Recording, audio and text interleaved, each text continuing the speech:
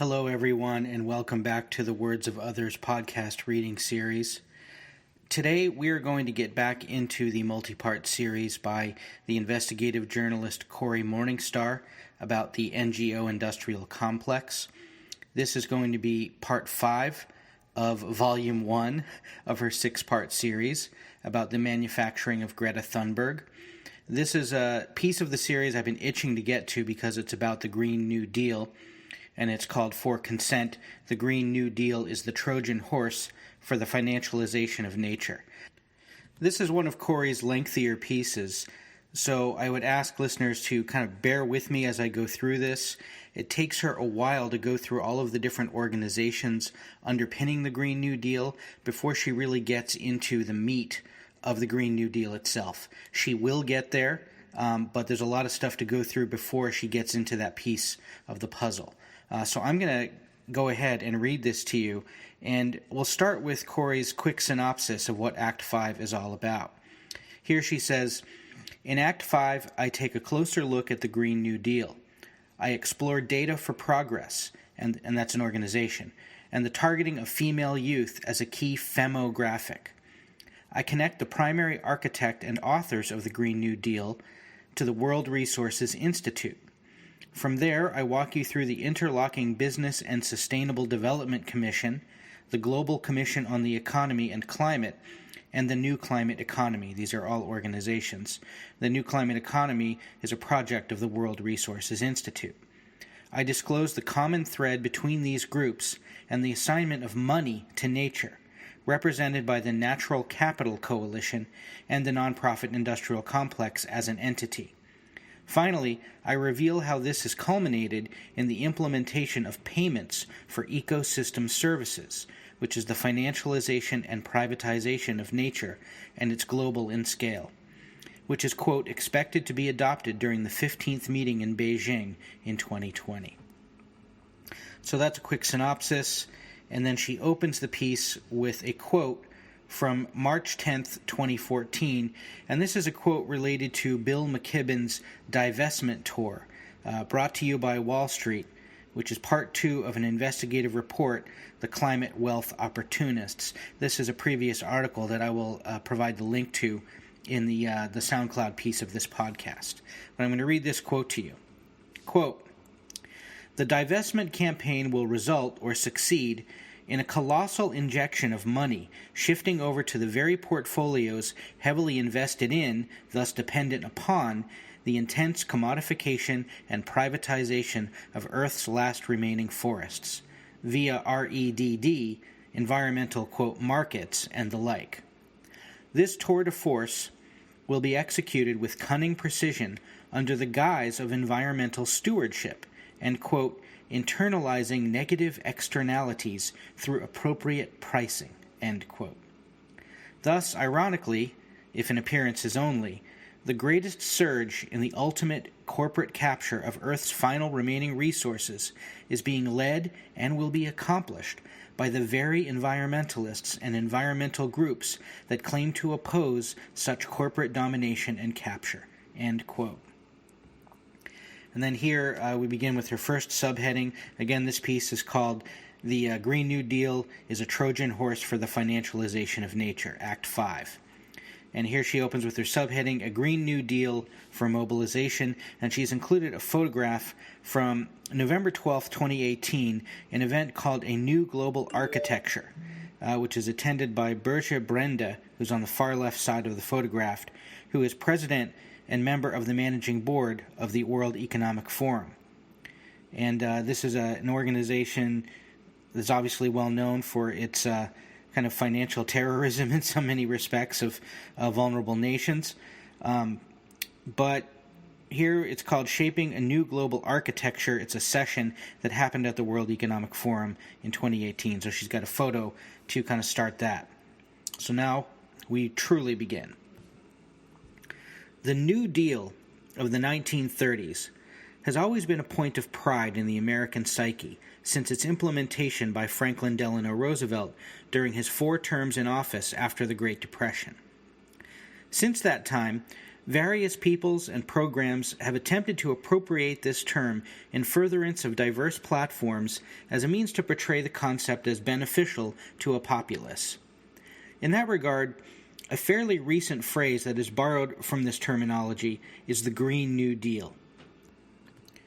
This term first surfaced during 2007 by the New York Times columnist Thomas Friedman, and was then used by London accountant Richard Murphy to describe a full-scale change in our economy to an environmentally sound capitalist system.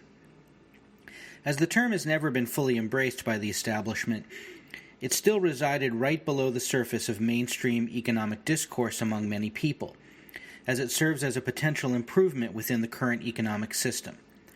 Only recently, though, in 2019, has the Green New Deal reached apoplectic proportions as far as its usage and reached a fevered pitch by those who are touting its ability to shift the paradigm from fossil fuels to a panacea of green technologies, in quotes, in the near future.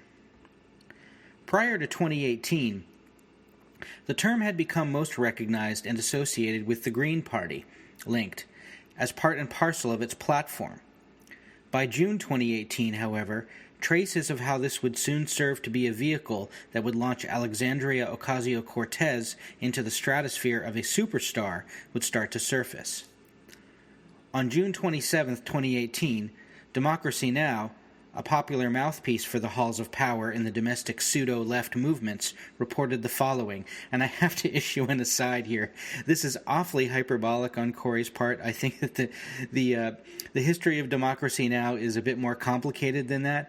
It is definitely true that in recent years, Democracy Now! Has become much more of an establishment mouthpiece than it ever was during the Bush years or in the 90s when it was first started, and that's it's a very sad thing to see, and I think that one of the former journalists for Democracy Now!, the well-known media figure Aaron Mate, has been tweeting about this a bit more freely over the last several months, really lamenting the demise of Democracy Now! As an adversarial news organization, as a peace-oriented news organization. All of those things are true. But, again, this is a complicated history that led Democracy Now! To its current state. It used to be a pretty darn good organization. So I just balk a little bit at that level of hyperbole, but be that as it may. Here's the quote from Democracy Now! In a stunning upset and the biggest surprise of the primary season this year, 28-year-old Democratic Socialist Alexandria Ocasio-Cortez beat 10-term incumbent Representative Joe Crowley in New York in Tuesday's Democratic primary. Crowley is the fourth-ranking Democrat in the House, and he'd outraised Ocasio-Cortez by a 10-to-1 margin. Crowley was widely viewed as a possible future House Speaker, yet Ocasio-Cortez defeated Crowley after running a progressive grassroots campaign advocating for Medicare for all and the abolition of the Immigration and Customs Enforcement Agency, or ICE, to note a few. End quote. Following her victory on June 26, 2018, Cortez would acknowledge that the only reason she ran for the seat was at the bequest of the Justice Democrats and Brand New Congress, both linked here in the article, who had approached Cortez a year and a half earlier in 2016. And there's a link here to a video interview of Ocasio-Cortez about that background. Pulling from that A Young Turks interview, here's a quotation from a question that they put to her. Last two things real quick. You're among the first Justice Democrat candidates ever in history. How much of a help was that organization to you? And here's what Ocasio-Cortez had to say in response. It was enormously important. I wouldn't be running if it wasn't for the support of Justice Democrats and Brand New Congress. In fact, it was these organizations, it was Justice Democrats and it was Brand New Congress as well, that asked me to run in the first place. They're the ones that called me a year and a half ago after I left Standing Rock and said, hey, would you be willing to run for Congress? So I wouldn't be here, and I wouldn't have run if it wasn't for them. End quote. And here she's embedded a tweet from Brand New Congress that was sent on October 26, 2018. It says, 11 days until Election Day, 11 Brand New Congress candidates, And then they've got a whole bunch of hashtags: for the people, Medicare for all, fight for 15, debt-free education, Green New Deal, etc., and then a link to their website. Most of the people involved in founding the Justice Democrats, linked, which was launched in January 2017, and Brand New Congress, which was founded in 2016, came from the aftermath of the Bernie 2016 campaign. As an example, Saikat Chakrabarti, co-founder and former executive director of Justice Democrats, as well as co-founder of Brand New Congress, served as the campaign chair during Alexandria Ocasio-Cortez's 2018 campaign. Today, Chakrabarti serves as Ocasio-Cortez's chief of staff, linked. Prior to co-founding Justice Democrats and Brand New Congress, Chakrabarti was the director of organizing technology for the Bernie 2016 campaign. Our Revolution, linked, a political organization launched by Bernie Sanders in 2016, which I touched upon in Act 3 of this series, also endorsed Ocasio-Cortez. On January 23, 2017, linked, it was reported that Justice Democrats would partner with Brand New Congress. One name that sparks curiosity is Zach Exley, and that's linked.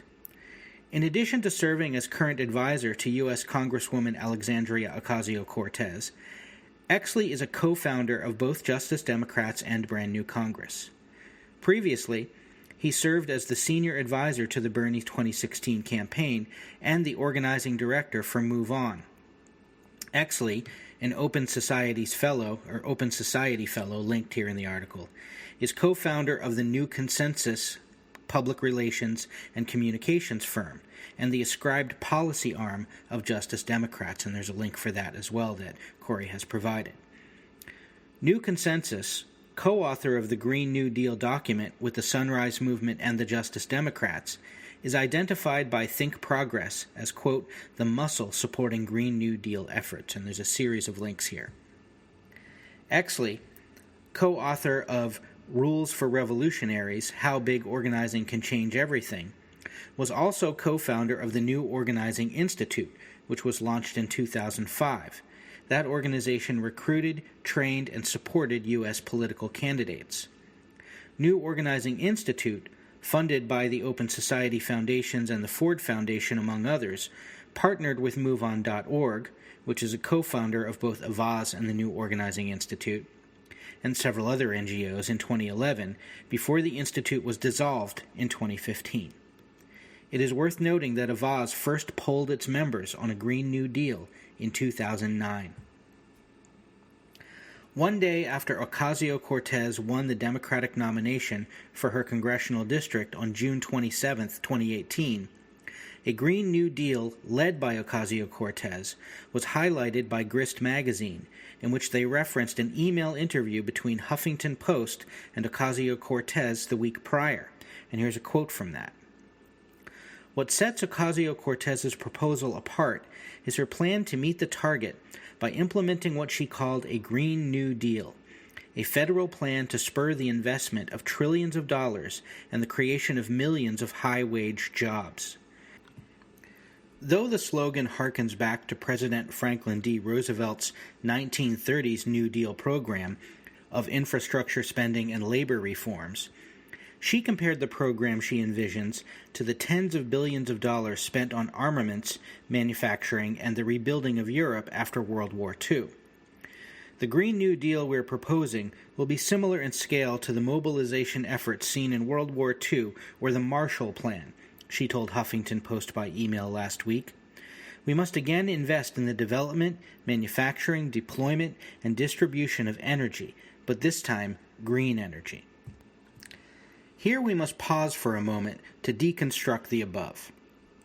First, the above plan and language mirrors that in the strategy document Leading the Public into Emergency Mode, a new strategy for the climate movement, which I laid out in Act 4 of this series, and that was being led by organizations whose affiliations with the Democrats, the Sanders and Ocasio-Cortez campaigns are publicly disclosed. Second, we must recognize that behind large institutions and media outlets such as Grist magazine, branded as both left and progressive, are power structures subservient to capital. Grist Magazine's CEO is Brady Walkinshaw. Prior to his role of CEO in 2017, Walkinshaw, a former U.S. state representative, worked as a program officer at the Bill and Melinda Gates Foundation. Before his tenure at the Gates Foundation, Walkinshaw, a Fulbright scholar of the U.S. State Department, worked as a special assistant to the World Bank. Within the Grist Board of Directors is 350.org founder Bill McKibben, de facto foot soldier for Bernie Sanders and the Democrats in general. Next subheading, Climate Nexus, a Green New Deal is coming. And here she has embedded a tweet from an organization called Climate Nexus that was sent on November 7th, 2018. And it says, Democrats' hashtag Green New Deal wing takes shape amid wave of progressive climate hawks. And there's a link to a Huffington Post article and a picture of Ilhan Omar, the representative from Minnesota. And let's see here. It's noted by Cory that Climate Nexus is a sponsored project of the Rockefeller Philanthropy Advisors Group.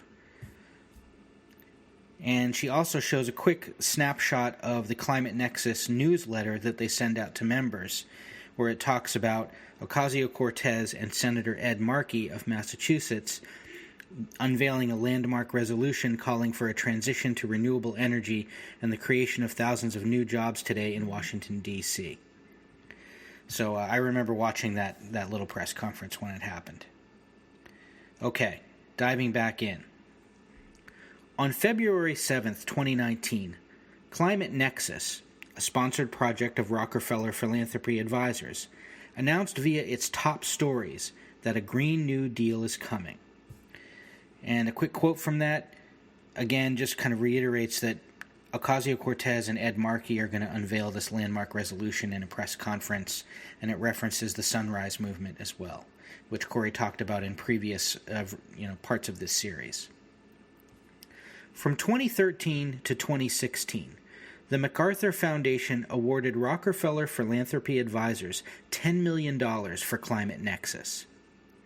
The Blended Finance Task Force, and that's linked, and see Act 4 of this series to learn a little more about that, comprises 50 icons of finance, including the MacArthur and Rockefeller Foundations.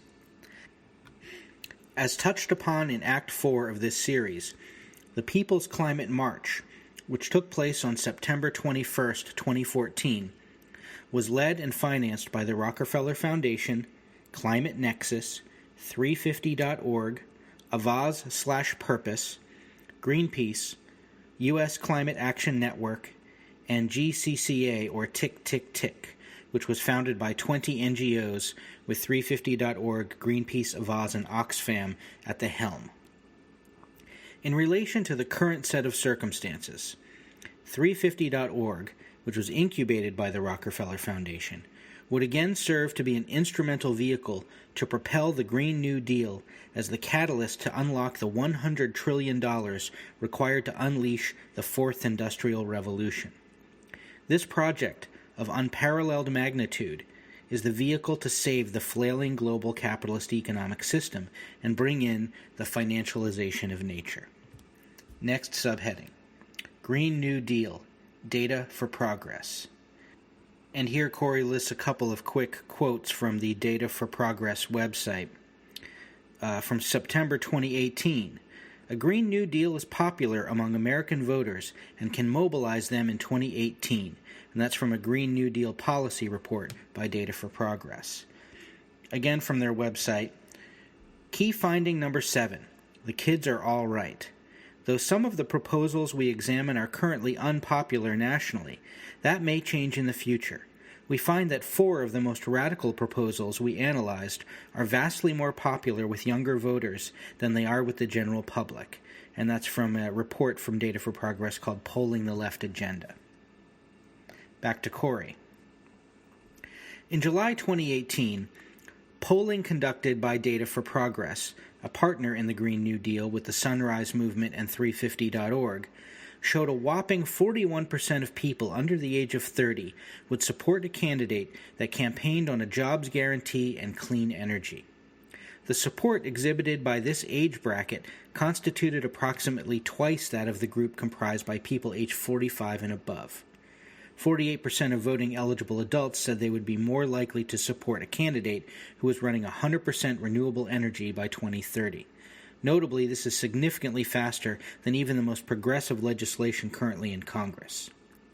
By targeting the youth, in addition to its 30 to 45 demographic, the promise of green jobs and clean energy were the clear winners. And here's a quick quote. In this case, at least time could be a weapon for the Sunrise Movement. Earlier this year, the Pew Research Center projected that millennials were poised to overtake baby boomers as the largest adult generation in the U.S., as well as its biggest eligible voting bloc. What year were you born? Sunrise is building a movement led by young people. We ask for the year you were born so that we can help you find the best opportunities to engage. You can answer prefer not to say as well, but knowing this really helps us, and that's all from the Sunrise Movement website. Then Cory has embedded a tweet from 350 Action, which is connected to 350.org. It's a tweet from September of 2018, and it says, "A Green New Deal giving every American who wants one a job building solutions to climate change is popular no matter how old you are, where you live, or who you voted for. Now we just need a political leader who will make it happen. Attention, the Democrats." And then it lists their website URL. Okay, and here is another quote from the Green New Deal Policy Report, again, I believe from September of 2018. "All electricity consumed in America must be generated by renewable sources, including solar, wind, hydro, geothermal, sustainable biomass, and renewable natural gas, as well as clean sources such as nuclear and remaining fossil fuel with carbon capture." And that's from the Green New Deal Policy Report by Data for Progress, September 2018, page 5. Back to Cory again. "For the Green New Deal's foray into the American consciousness, a new movement would be required. This would be the Sunrise Movement, a youth movement created under the direction of the Sierra Club, from which it received a $50,000 grant. Par for the course of youth grassroots activism, which she's put in quotes, Sunrise already has a hefty budget and a full-time staff. Quote, in relation to other environmental groups, the Sunrise Movement is relatively small. Its officials said they have about 16 full-time staff and that they've raised about $1 million since its founding, end quote. And that's from December 3rd, 2018. Sunrise Movement is the rebranded U.S. Climate Plan, now defunct, founded by Evan Weber and Mark Lichtash, and she has links for all of that. Lichtash is a strategy and executive office specialist at the New York Power Authority. He's the founder of Carbon Capital, and that's linked. And she has a quick thing from, of all things, Wesleyan College's newsletter. And it says, the class of 13 is 1 year away from our 5th reunion, and we're feeling the feels. Read on to see what we've been up to in 2017. And then they have a quick thing about Evan Weber. In March, Evan Weber was recognized by Grist magazine as one of 50 emerging green leaders to watch for his work with the U.S. Climate Action Plan, the organization he and Matt Lichtash started at Wesleyan. In April, U.S. Climate Plan rebranded as Sunrise and is building a movement of young people to make climate action an urgent political priority, with an eye on a major intervention in the 2018 midterm elections. And that's from issue 2 of Wesleyan's magazine from 2017. Again, back to Cory. In 2017, Weber was named by Grist magazine as one of 50 emerging green leaders to watch for, citing his work with U.S. Climate Action Plan, the organization founded by he and Lichtash in 2013 under the direction of Michael Dorsey. Sustain U.S. alumni. We train young people to lead, and that's linked. Diana J. would be identified as one of the Sunrise Movement co-founders following the April 2017 rebrand, as would Varshini Prakash and Sarah Blazevic from the Fossil Fuel Divestment Student Network. Quote from the Sunrise Movement. Sunrise is a movement led by young people, and young people will be prioritized for housing, travel support, and other needs, as people typically left out of the political process by our institutions.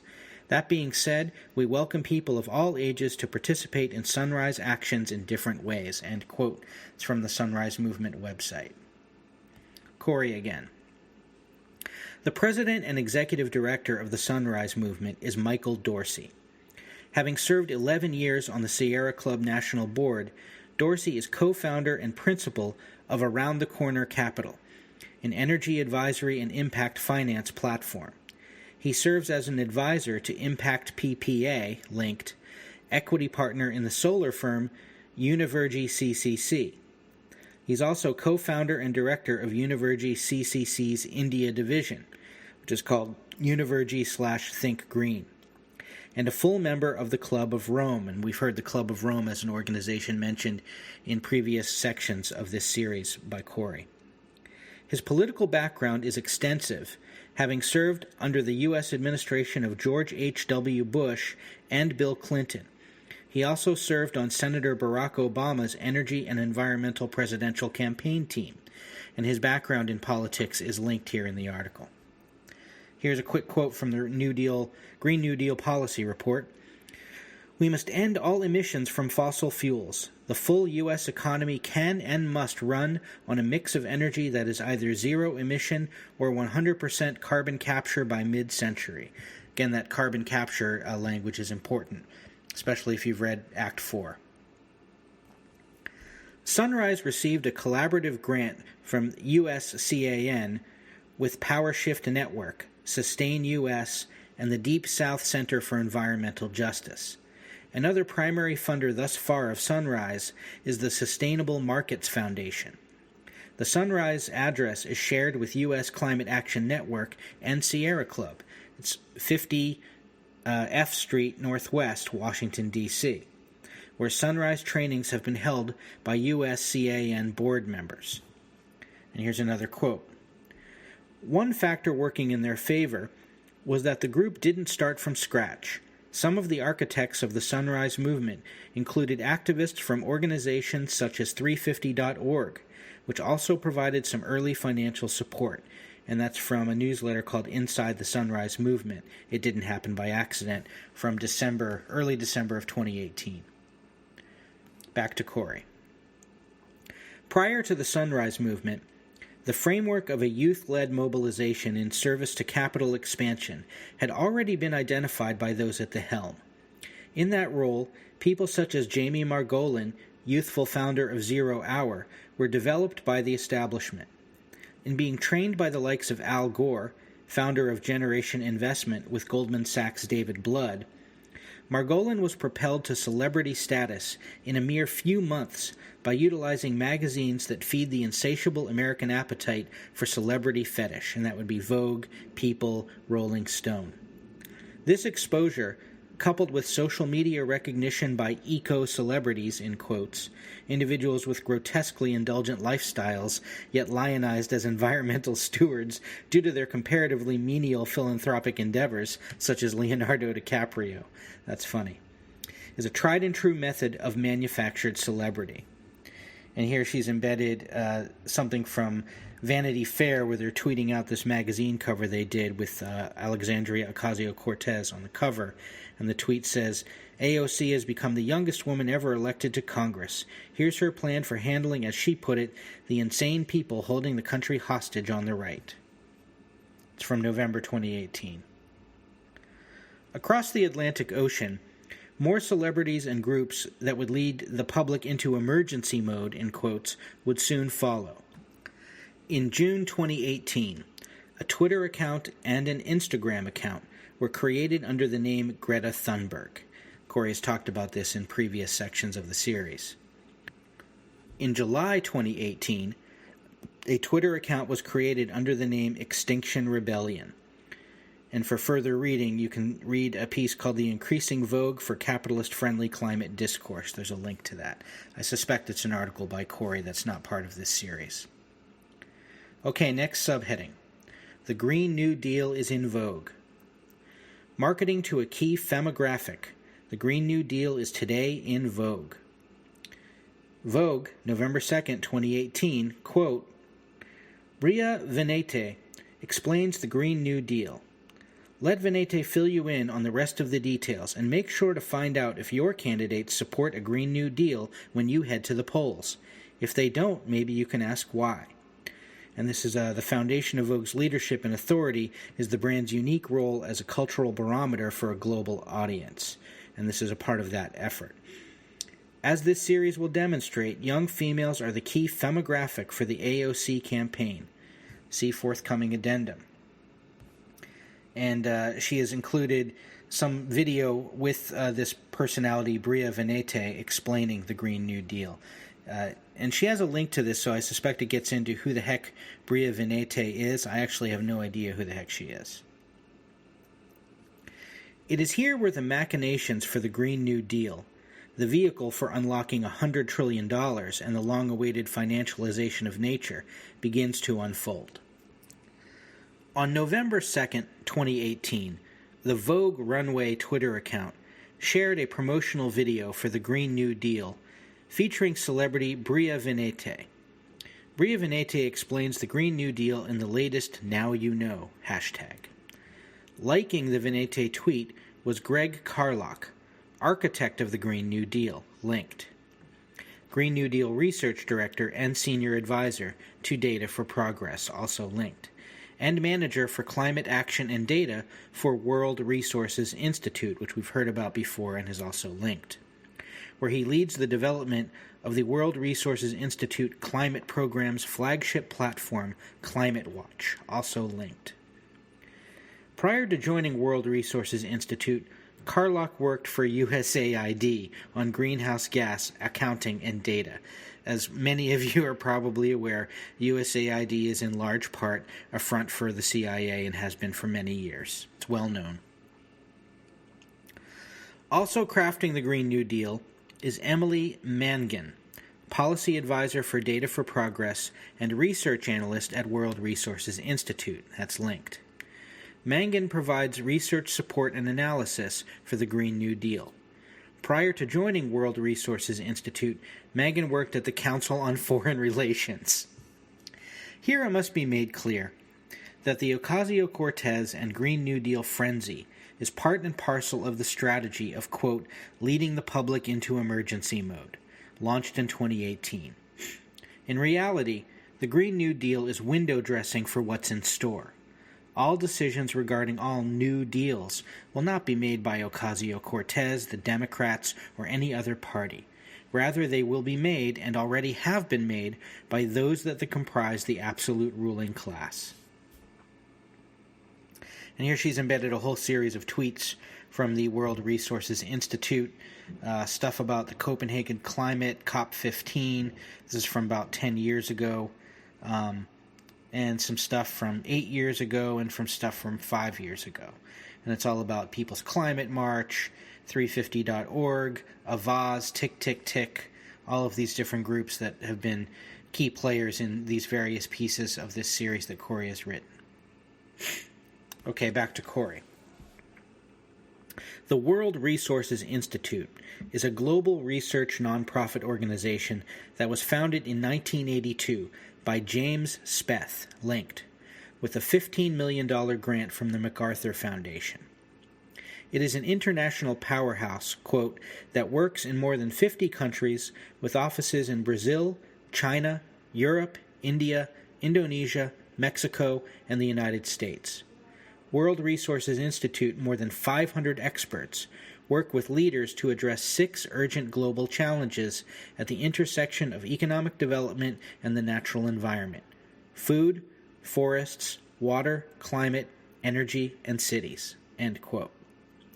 The World Resources Institute Advisory Board represents the absolute upper echelons of power within the matrix of the nonprofit interlocking directorate, with a staggering amount of overlap with the hegemonic powerhouse, the Council on Foreign Relations.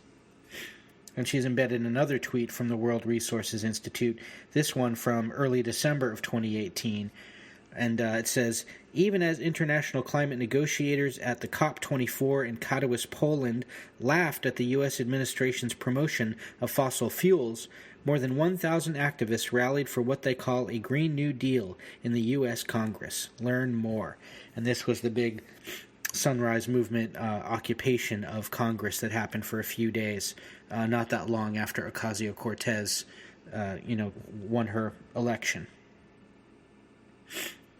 With $98.5 million in funding in 2017, the exhaustive list of World Resource Institute donors represent many of the most powerful and influential entities on Earth, including the Alcoa Foundation, Bloomberg Philanthropies, Cargill, Caterpillar Foundation, Citi Foundation, that means Citigroup Bank, Climate Works Foundation, Bill and Melinda Gates Foundation, William and Flora Hewlett Foundation, John D. and Catherine T. MacArthur Foundation, Gordon and Betty Moore Foundation, Oak Foundation, Rockefeller Brothers Fund, Rockefeller Foundation, Shell Foundation, USAID, and the World Bank. And that's from the World Resources Institute 2017 Annual Report. All right, now we're going to get into a quick, somewhat exhaustive list where Cory is going to lay out the World Resources Institute Board of Directors. She does this from time to time. It's really helpful to see all the connections, even though it can be a bit tedious. So I will try to read through this quickly and not bog us down too much. But these are really good things to know, and some of these names will stick in your head from previous sections of this series as well. So, World Resources Institute Board of Directors. This includes David Blood, co-founder and senior partner of Generation Investment. We heard about that in the last two sections of this series. Each of these individuals is linked, by the way. Felipe Calderon, former president of Mexico, chair of the Global Commission that oversees the new climate economy, honorary chairman of the Green Growth Action Alliance. We've got Christiana Figueres, executive director of the UNFCCC, the B Team leader, and you remember the B Team is something founded by Richard Branson. Vice chair of the Global Covenant of Mayors for Climate and Energy, board member of Climate Works, World Bank climate leader, Mission 2020 convener, member of the Rockefeller Foundation Economic Council on Planetary Health, credited with delivering the Paris Agreement, and there's a link to her full bio because she's kind of a big deal in this world. Jennifer Scully Lerner, Vice President, Private Wealth Management at Goldman Sachs. James Gustav Speth, founder of World Resources Institute, former administrator of the United Nations Development Program, honorary director at the Natural Resources Defense Council and World Resources Institute, serves on the board of the Climate Reality Project, advisory board member at 350.org, and a member of the Council on Foreign Relations. Andrew Steer, President and CEO of the World Resources Institute, formerly with the World Bank, serves on the sustainable advisory groups of both IKEA and the Bank of America, serves on the executive board of the United Nations Secretary-General's Sustainable Energy for All initiative. Kathleen McLaughlin, Senior Vice President and Chief Sustainability Officer at Walmart, President of the Walmart Foundation. Nader Musavizadeh, co-founder and partner of Macro Advisory Partner, former chief executive of Oxford Analytica, a leading global analysis and advisory firm, former investment banker at Goldman Sachs, member of the Council of the European Council on Foreign Relations, member of the World Economic Forum's Global Future Council on Geopolitics, and World Economic Forum Global Leader for Tomorrow. James Harmon, Chairman and CEO of Caravel Management, member of the Council on Foreign Relations. Afsane M. Beschloss, founder and CEO of Rock Creek, former managing director and partner at the Carlyle Group, and president of Carlyle Asset Management. Treasurer and chief investment officer at the World Bank, formerly with Shell International and J.P. Morgan, member of the World Economic Forum's Investor Governors, member of the Council on Foreign Relations, recognized as one of American bankers' most powerful women in banking. Joke Brandt, Secretary General of the Ministry of Foreign Affairs of the Netherlands. Jamshid N. Godrej, chairman of the Aspen Institute for India. He is the vice president of Worldwide Fund for Nature International and was president of Worldwide Fund for Nature India from 2000 to 2007. Kayo Koch-Weiser, chairman of the board of the European Climate Foundation, former vice chairman of Deutsche Bank Group, held high-level positions in the World Bank, member of the Global Commission on the Economy and Climate, and a member of the board of the Centre for European Reform in London. For a look at the complete board of directors list, Cory has included a link for that, so you can go to that if you want even more information about all these people. World Resources Institute donors include the Federal Ministry for the Environment, Nature Conservation and Nuclear Safety of Germany, William and Flora Hewlett Foundation, IKEA Foundation in partnership with the Agence Française de Développement, and the Grantham Foundation for the Protection of the Environment, and BlackRock. They led the Climate Finance Partnership, linked, announced September 26, 2018, at the One Planet Summit in New York City by French President Emmanuel Macron and BlackRock's Larry Fink. The accompanying Blended Finance Task Force, linked, an embodiment of the world's most powerful and financial institutions, is well represented at World Resources Institute. And again, she's embedded another tweet from the World Resources Institute from late April of 2017.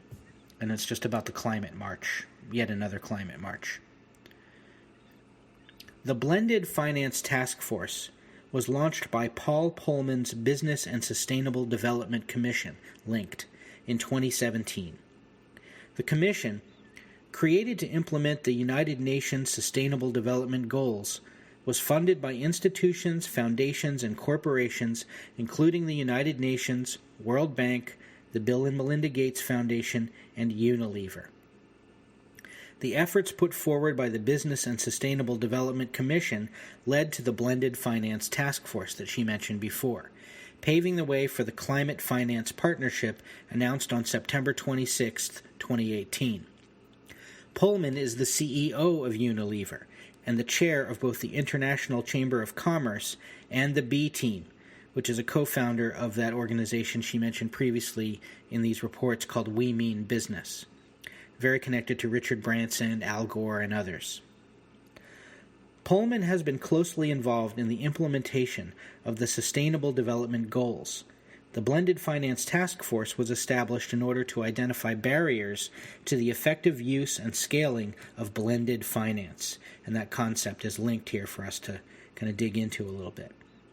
It is now implementing an ambitious plan of action to increase mainstream private investment for the Sustainable Development Goals, and there's a full list here linked of all the people involved in this particular commission, including Avaz co-founder Rikin Patel.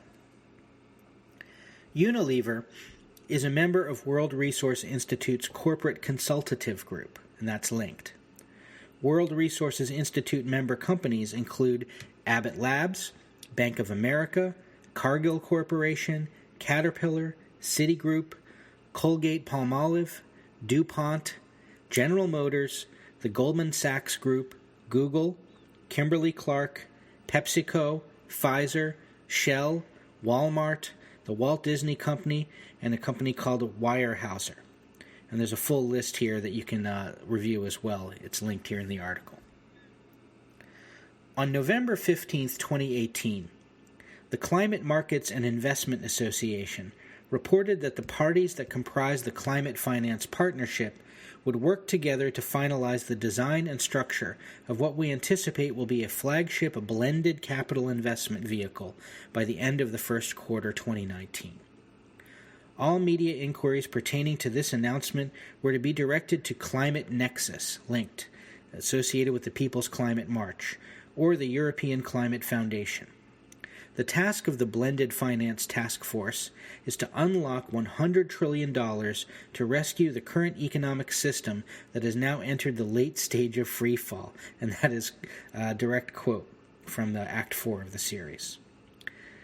The required maximization and mobilization of public monies for private profits to save the capitalist economy and further privatization linked will be achieved through the climate emergency strategy that has been put into action. Here it is critical to recognize that the new climate economy is a project of the World Resources Institute, and that's linked as well. And then again, an embedded tweet from World Resources Institute about a variety of different climate actions over the last couple of years. All right, let's see here. The new climate economy. The New Climate Economy Project is led by Helen Mountford, Program Director for the New Climate Economy Project and Director of Economics at World Resources Institute. Other team members from World Resources Institute include Milam Brombat, Senior Fellow at World Resources Institute, and Molly McGregor, Research Coordinator in the President's Office at World Resources Institute, and that's linked. The New Climate Economy Project is being, quote, conducted by a team of economists and policy and business analysts drawn from and supported by a partnership of 9 leading global economic and policy institutions under the direction of World Resources Institute, end quote. Research partners for the initiative are as follows: Climate Policy Initiative, Ethiopian Development Research Institute, Global Green Growth Institute, Indian Council for Research on International Economic Relations, London School of Economics and Political Science, Overseas Development Institute, Stockholm Environmental Institute, and Tsinghua University. The New Climate Economy Initiative works with global institutions including the International Monetary Fund, International Energy Agency, Organization for Economic Cooperation and Development, and various agencies of the United Nations. It is overseen by a global commission comprised of former heads of government, finance ministers, a plethora of the creme de la creme of economics, business, and finance, and she has a link for all of this stuff. The New Climate Economy Global Commission members include Felipe Calderon, Honorary Chair, Paul Pullman, Co-Chair, Angel Gurria and Nicholas Stern, both co-chairs, Sharan Burrow, and many other members overlapping with the World Resources Institute, Climate Finance Partnership, Blended Finance Task Force, etc. A cabal so entrenched in corporate power that it can easily make one's head not only spin, but explode. The demand for citizen groups is ironic, seeing as the financialization of nature is happening behind closed doors, with a promissory note of silence from the nonprofit industrial complex. The Green New Deal is tied to World Resources Institute. World Resources Institute is the new climate economy. The last and most important piece of the puzzle is the Natural Capital Coalition. Here it is imperative to note that the Natural Capital Coalition, linked here in the article, is comprised by those at the helm of the New Climate Economy and World Resources Institute. And here she's got a tweet embedded from the New Climate Economy from mid-September of 2018, as well as another tweet from the World Wildlife Fund UK about a new deal for nature and using Greta Thunberg in its kind of main flagship picture from an article that was published about her in The Guardian. And that is a tweet from January of this year. So additionally, she's got a brochure from the World Wildlife Fund's New Deal for Nature, valuing our natural resources, connecting policy for better business, with a quick quote that says, "The financial value at stake is mind-boggling, and the business opportunities likely to be created by the shift in the prevailing market paradigm are astonishing. Who will be the Bill Gates of ecosystem services?" And that's from a piece called The Biosphere Economy from 2010, which I think is also quoted in this newsletter from World Wildlife Fund from January of 2019. Back to Cory. In tandem with orchestrating a frenzy over a Green New Deal via the nonprofit industrial complex and media mechanisms, World Wildlife Fund and other organizations were quietly pushing forward with a New Deal for Nature. The Green New Deal conjures up images of wind turbines and solar panels that are miraculously perceived as natural and holistic.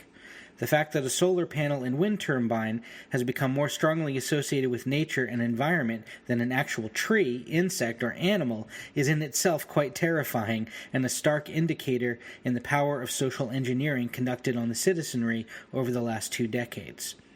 This feat, achieved via powerful branding and NGO association linked, serves as the bright green mask for the even more sinister deal, the financialization of nature, reframed as the New Deal for nature.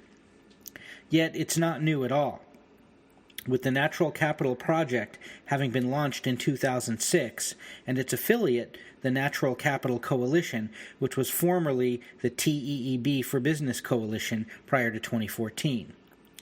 The Natural Capital Project and its 2 NGO partners, the World Wildlife Fund and the Nature Conservancy, were involved in the Natural Capital Coalition from the onset, and there's a link to that. Natural Capital Coalition was founded by Stanford University, the Stanford Woods Institute for the Environment, and the Department of Biology, to be exact, and she has links for both of those. Also established by the Nature Conservancy, World Wildlife Fund, and the Institute on the Environment of the University of Minnesota. The scope of its global network includes corporations such as Coca-Cola and Dow Chemical, and institutions such as the U.S. Department of Defense and the World Bank. The scope of the Natural Capital Coalition is a massive conglomerate of corporate power, including many NGOs and so-called conservation bodies. She's got that linked. And she took this, another kind of image just below that was from the Natural Capital Coalition, and it's a kind of a infographic that shows a collaboration of organizations representing all parts of society, developing and delivering projects together through the coalition, and is this massive logo fest of organizations across consulting, private industry, power companies, you name it. It's pretty intense. Worth taking a look at the article. I'll leave it linked in SoundCloud. Here we can add that Harnessing the Fourth Industrial Revolution for the Earth, which is a paper that she's quoted here, published by the World Economic Forum's System Initiative on Shaping the Future of Environment and Natural Resources Security, is a partnership with PricewaterhouseCoopers and the Stanford Woods Institute for the Environment. A quick quote from that, from July 12, 2018. Taken all together, the value of the total global ecosystem services has been estimated at $125 trillion per year, which is almost twice the world's gross domestic product. And that's a quote from the Natural Capital Coalition itself. The development of the Natural Capital Protocol Project was made possible with generous funding from the Gordon and Betty Moore Foundation, International Finance Corporation, World Bank, with the support of the Swiss State Secretariat for Economic Affairs and the Ministry of Foreign Affairs of the Government of the Netherlands, as well as the Rockefeller Foundation, United Nations Environment Programme, and the UK Department for the Environment, Food and Rural Affairs. The coalition is hosted by the Institute of Chartered Accountants in England and Wales. Other funders include World Wildlife Fund, the Nature Conservancy, the Google Foundation, the Inter-American Development Bank, Unilever, the David and Lucille Packard Foundation, the U.S. Department of Defense, and the World Bank. Links for that. World Resources Institute provided the technical insights and review for the Natural Capital Protocol. The protocol was developed by Conservation International, the B-Team, PricewaterhouseCoopers, Sustain Value, ACTS, Arcadis, and another organization called FTech, as well as Environmental Resources Management, Imperial College, ISS, Natural Capital Project, Synergies, World Wildlife Fund, Accenture, CDSB, Deloitte, Dow, GIST Advisory, Caring, Lafarge Holcim, Natura, Nestle, Roche, Shell, and the Nature Conservancy. The protocol was led by the World Business Council for Sustainable Development Consortium. That is a lot of mouthfuls. Today, the final frontier for the corporate capture of the Earth as a whole has finally arrived. Other terms thrown into the ring for public acceptance are a New Deal for nature and humanity and a New Deal for nature and people. And here's a quick quote. The New Deal for nature is expected to be adopted during the 15th meeting in Beijing in 2020. And that's from Biodiversity International, November 30th, 2018. On January 23, 2019, the Natural Capital Coalition released an announcement stating that, quote, in 2020, we need a new deal for nature, end quote. This article was part of the 2019 World Economic Forum called Shaping the Future of Environment and Natural Resources Security. It's a systems initiative, and there's a link for that. The authors of the article were Marco Lambertini, Director General of the World Wildlife Fund International, Paul Polman, CEO of Unilever, and Børge Brende, former foreign minister of Norway from 2013 to 2017, and president and member of the managing board of the World Economic Forum. And there's a whole link for all of those different associations.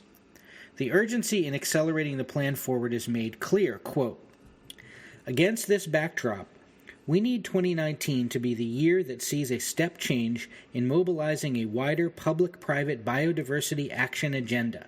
We need a new deal for nature to emerge. To make this happen, a movement is identified as the vehicle. And again, another quote. A movement has the combined power and influence to be able to identify a simple set of targets for action on nature that everyone can aim for, so-called science-based targets, to which every business, investor, NGO, city, and government can contribute by 2030, such that meeting them will slow down the damage we are doing to nature and ultimately restore it to the level science says we need, end quote. Over and over, we are inundated with the, quote, simple set of targets that, quote, everyone can aim for. Hence, we witness the creation of mobilizations, global in scale, with no rational demands whatsoever. The implementation of the New Deal for Nature will lay the groundwork for payments for ecosystem services. That is listed, it has an acronym called PES. This will create the most spectacular opportunity for monetary gain that the financial sector has ever witnessed. New markets offer speculation that promises unimaginable profits. The commodification of most everything sacred, the privatization and objectification of all biodiversity and living things that are immeasurable above and beyond monetary measure will be unparalleled, irreversible, and inescapable. In order to manufacture consent from the populace, those rolling out a, quote, New Deal for nature are utilizing the power of holistic language. They are strategically exploiting the very real contempt that we, the public, have for externalities.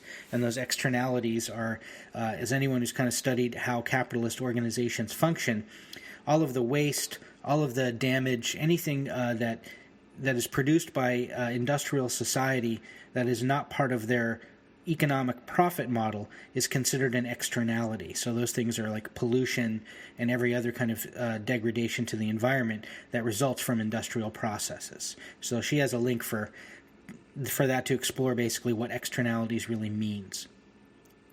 So let me just read that sentence again real quick. They are strategically exploiting the very real contempt that we, the public, have for externalities, only to sell the financialization of nature back to us as a society. This is very much the same method we witness today as the power elites masterfully exploit the discontent of the youth and the population at large.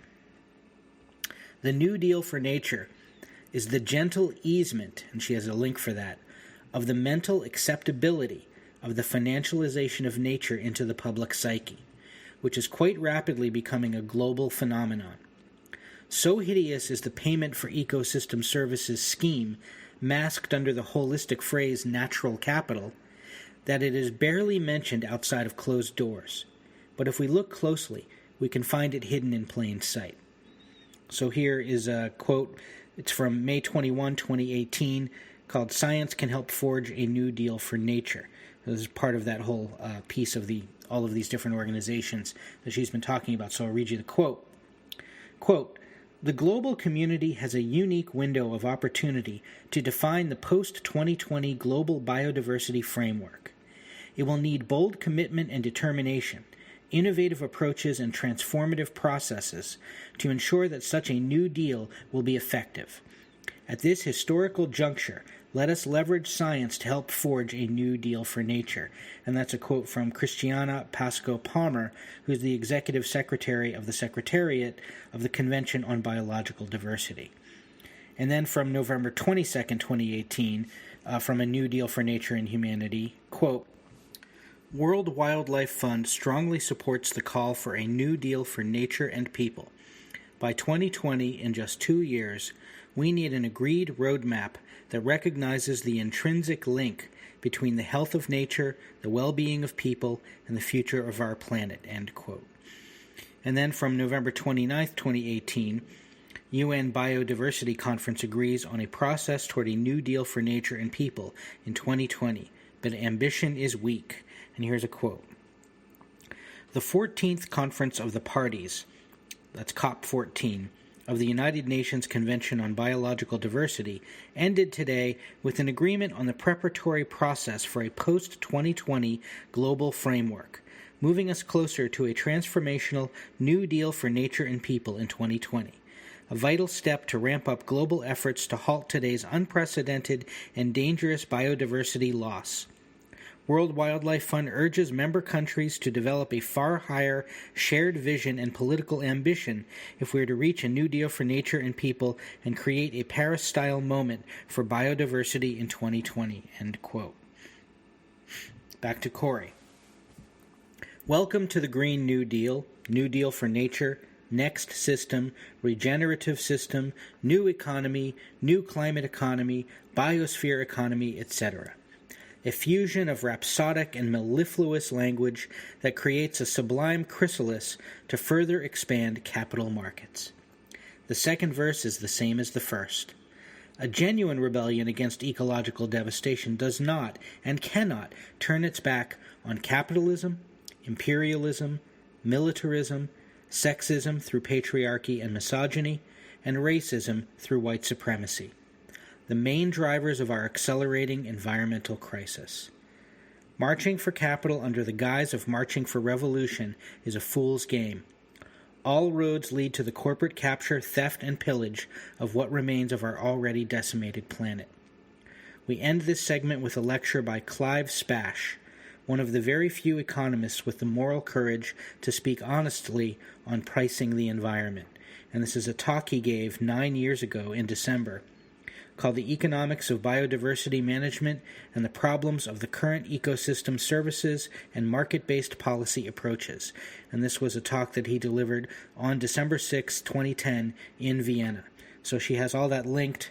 She has that video embedded here in the article.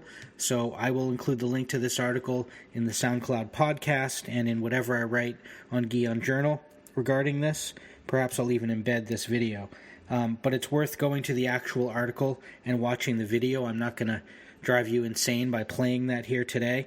But this is very interesting. Now, one of the things that I wish that Cory had done in this piece is actually kind of go through the New Deal, the New Green Deal proposal, so that we could kind of look at it in tandem with everything she's just revealed to see, okay, is this really what they're doing with the Green New Deal? Is this really about the financialization of nature as opposed to something more robust and healing for the planet?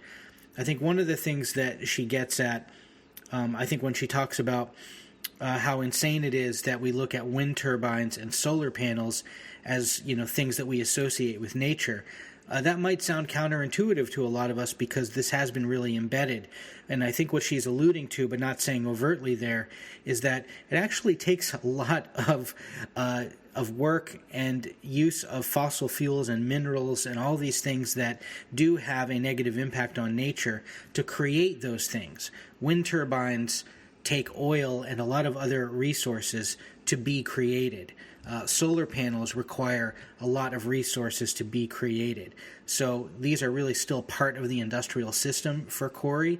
That's not to say that we don't need those things to transition away from fossil fuels, but there is a real environmental cost to those technologies as well. So it's interesting that she brings that up and talks about the issue of biodiversity and other things that can be done to help with the biodiversity issue, with the issue of fossil fuels, carbon emissions, and pollution, and all of those things. And that's where, when you look at all of these different groups that are heavily connected essentially to corporations, finance capital, and governments across the globe, that you don't hear the talk about, kind of reducing our footprint. You don't hear talk about reducing our consumption, as a whole, or basically going to a simpler way of life, which for anyone who's a genuine environmentalist, these things have to be discussed. There's no way to get around them. There are plenty of people who have pointed out that, even if we make a complete transition to a green energy, whatever that means, to put that in quotes, but a green energy fueled society, that doesn't change the fact that our consumption continues to go up, and that the amount of energy that we can get from those technologies will just simply not equal the amount of energy that we're using to lead essentially a consumptive lifestyle. So this gets back to, when people talk about, Carter's speech towards the end of his administration, and, they call it the malaise speech and things like that. Jimmy Carter was a very flawed president, and he ran a very flawed administration, as every single administration is. But one of the things that Carter got into, especially during the end of his term in office, was really talking to the United States public about reducing our consumption, about, kind of cutting back on the way we're living our lives. And this was, when the speed limit stuff was instituted to save gas, kind of in the aftermath of the oil crisis that happened in the mid-'70s, which was, in some respects, kind of a battle between Middle Eastern countries and the United States, and wasn't really driven by a genuine shortage, but by kind of some economic jockeying for position that went on that had some global impacts. So that was kind of misrepresented during the time. But that's what Carter was getting into, around 1978, 1979. And the American public didn't want to hear that shit. And that's one of the reasons we got Reagan, because he sold us a fantasy. And, he sold us something triumphalist. So these are some of the things I think that Cory is alluding to, and not being as overt in some respects as she could be about, why she has this particular perspective. But I think just looking at this last bit, a rebellion that doesn't really deal with the issues of capitalism, the issues of imperialism, militarism, and then what drives these things, in regard to gender issues and issues of white supremacy. I think those are all points that are very well taken. And there are many who have noted that Extinction Rebellion, Sunrise Movement, and even well-meaning activists like Greta Thunberg, who I think in Cory's estimation is a genuine person who is simply being used by people who are more savvy and obviously have a lot more going on in terms of their expertise and their connections than she does, that she's kind of being used to direct things away from, those issues of talking about, the Department of Defense and the U.S. military and what they contribute in terms of pollution and carbon emissions and all of these things.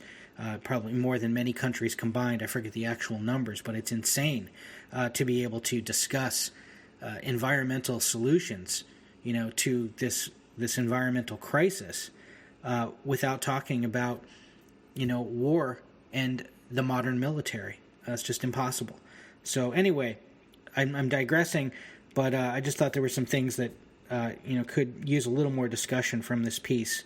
I was really hoping that she would dig in a little more to the actual Green New Deal as it's written, and then mapping that back to some of all these infinite amount of elite players that she goes through. And I think it's impossible to even remember the names of every single organization, but you can see how well they're cross-pollinated from all of these people, mostly rich, mostly white, and that's not by accident. In any case, we will read part 6 of this series. I'll do that in the near future, probably next week. May pivot over to Whitney Webb. She has another spin-off from her investigation into the Epstein network I did part 5 a few weeks ago, and then she has a shorter piece and a longer piece that have followed as well. So there's essentially a part 6 and a part 6.5 that I think are worth reading as well. So we'll get into that. We'll always get into more Susie Dawson. There's a really great piece she wrote about the EU a few years ago that I think will be really worth reading as well. In any case, thank you for listening, everyone. This has been a really interesting piece, and I will be with you next time. Thanks again.